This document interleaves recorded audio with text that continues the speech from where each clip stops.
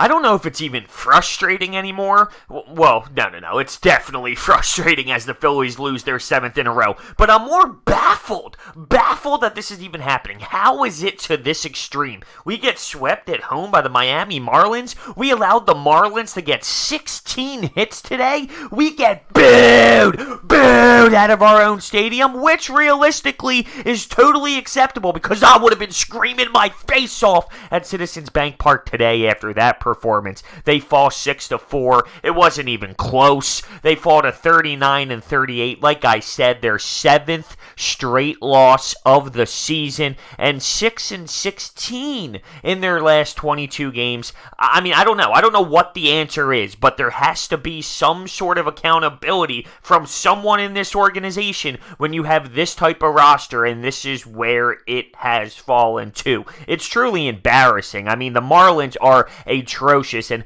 someone on the mound like Yamamoto, okay, he's a nobody. 5 innings, 7 Ks, 2 hits, only allowed 2 hits. This guy is not special. The Marlins are in last place in the National League. They are hot trash. How you get swept at home is so unacceptable. And when you look around this game in its entirety, it shows all of the Phillies' flaws. The pitching as a whole was brutal. The hitting, brutal.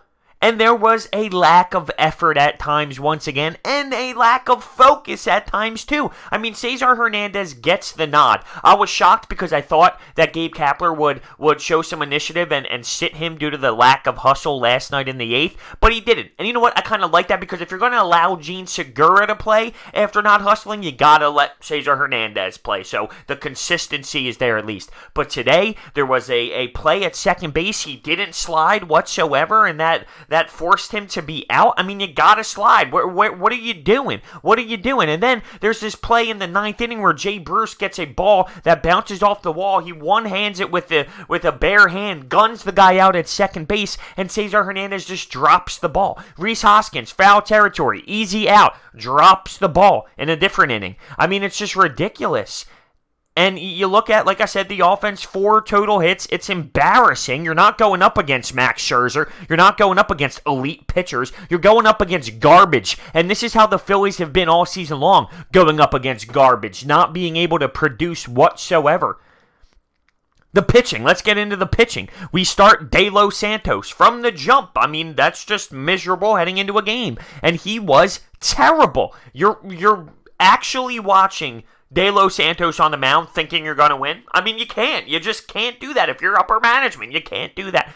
He stunk today. So he went 4 innings, allowed 7 hits, 4 earned runs, walked 3. The leadoff man in all 4 innings got on. Now, he did get some double play balls, which helped, but 3 of those 4 scored, and 8 of the 12 first batters got on base. Is that a recipe for success? Absolutely not. Who came in after that? Was it Garcia? Brutal. Homer. It was Cooper and Anderson at that point once Garcia came in. He was trash. 16 hits to the last place team in the NL. 39-38. It's embarrassing where we are right now. This is August, and someone has to take the initiative. Really. This has to fall on somebody. Whether it's fair or unfair, is it Gabe Kapler? Is it Matt Klentak for not having enough pieces going into the season? Do we overvalue things? Not making moves to get someone sooner? See, their thought process of, let's wait to the deadline to get a pitcher. Let's wait to the deadline. Well, if you wait to the deadline to get those pieces, you're already so far behind. You might not even need those pieces. I'm at the point now where I don't know if I'm even making trades. If you do make a trade, it's not for a rental. That would be abysmal to make that type of move. You need to go out and get someone who will be here at least for the future. You can't wait to the deadline. You just can't. And I know the pitching staff was so bad today, but so was the hitting. I mean, it is both. It goes on both sides. It's both. Let's take a look at some guys offensively. First off, once you have an Andrew Knapp game, you already know that's 3-4 out. So Andrew Knapp, 0 for 3. Jay Bruce, 0 for 3. Who else was in there? Roman Quinn, brutal at the bottom of the lineup, 0 for 4. It was a 6-4 game in the ninth. He had to just get on base. Just get on base because Bryce Harper is on deck. And with him on first, who knows? If he hits a home run, there's a chance we tie the ball game up. You got to get on base. He pops up to the catcher in foul territory. It was a full count, and he battled at bat. But you got to get on base. You have to get on base in that situation. He stinks. 0 for 4. People want to look at the top of the lineup right now, and Bryce Harper goes 1 for 2 and 2 walks. And I hear this outrage that we didn't bring him in here to walk. And I get that to an extent, but when you're in the leadoff spot, you take that day out of your leadoff guy any day of the week. Are you kidding me? On base 3 times? He's your leadoff guy. That's the role you got to do. I mean, we're banged up. Andrew McCutchen's out. We need a leadoff guy to step up. Bryce Harper giving you 1 for 2 and 2 walks. That's good. I mean, that's good for that role. That's the role he's in. He's taking that. He's accepting that. And that's a good day for a leadoff guy. But you're right. As a whole, yeah, you didn't bring Bryce Harper in here just to walk that many times.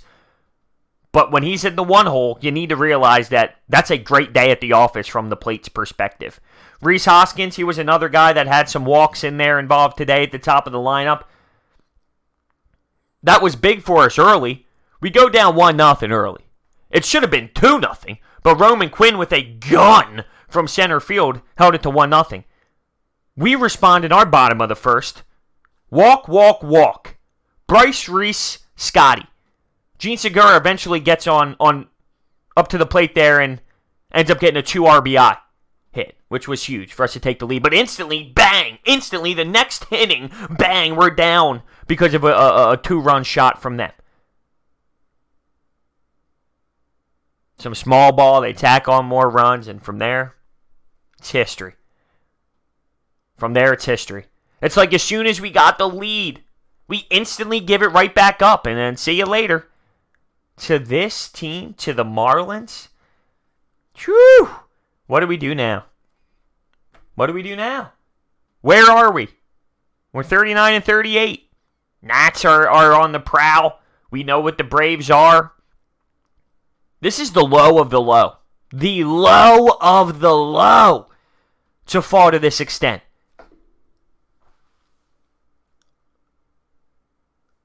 My first statement here was, I'm not even frustrated. I'm just baffled. I am absolutely frustrated. I'm eaten alive.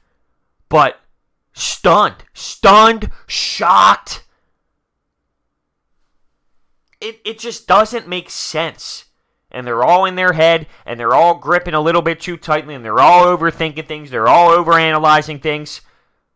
Because they know how bad of a stretch this is. 7 games. And we have the Mets coming to town next. Now, we have on the mound for those games, it's a 4-game series. Zach Eflin, Arrieta, Pivetta, Nola. Monday, Tuesday, Wednesday, Thursday. Unless, of course, there's some sort of rain issue. We just lost to the Marlins. The Mets coming to town, a rival. I don't know what to expect. I can't tell you what's going to happen. But it's a shame that I'm sitting here watching these games, and every time my thought process goes like this. Yeah, we're done. Once we lose the lead, yeah, we're done. And even when we have the lead, we go down 1-0. We get it back 2-1, just like that.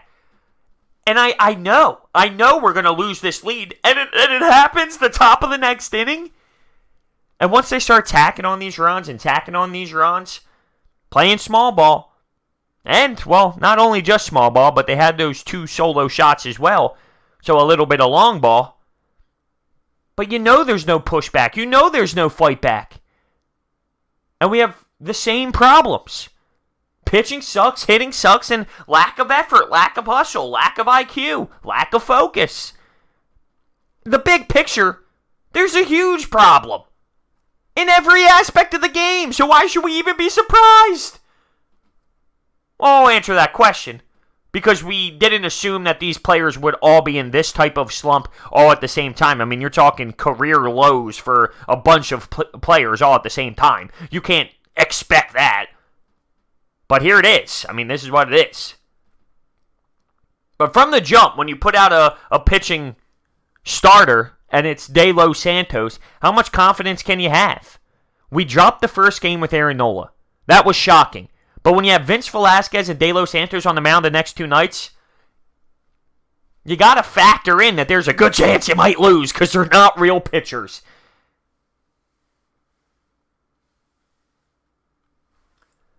And the level that I'm at when it comes to how intrigued I am continues to grow. I'm intrigued by this brutal stretch. How? Why? Will it keep going? Is it eventually going to stop? Can we beat the Mets? We just got swept by the Marlins. Oh! Oh! Oh!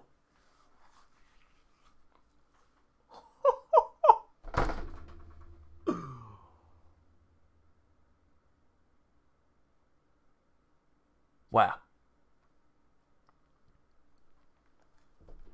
Wow.